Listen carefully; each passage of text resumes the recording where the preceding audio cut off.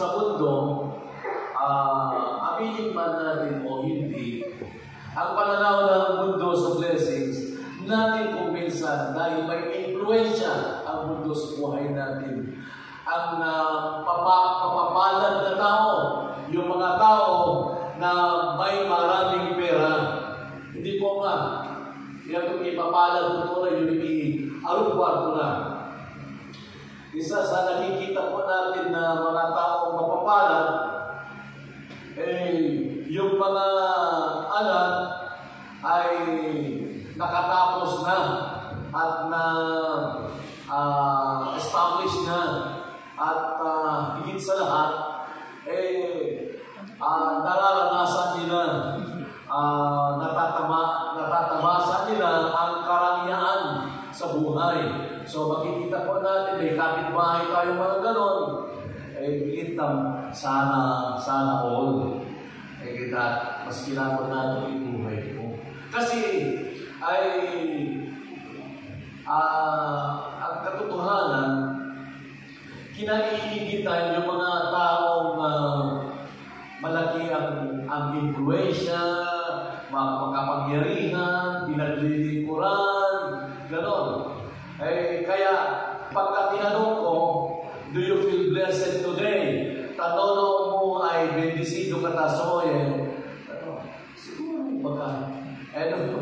Kikinig ko no bendecido ka ko. Dito kayo rin. Kalau sigurado no blessed ka mo tasoy Roma kasi yung pagbukuran ng blessedness ang bukuran ng mundo standard na mundo.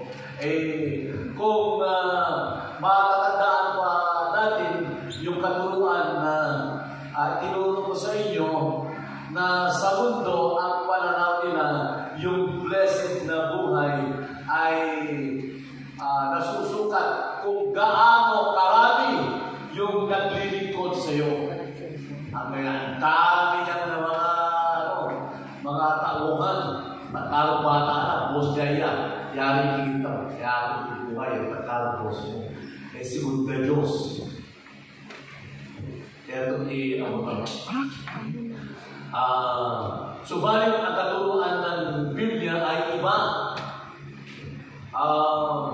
Doon ikaw mo kanayon to the world measure its success or the blessedness by the number of people serving them. Subalit ang katuruan ng Biblia, ang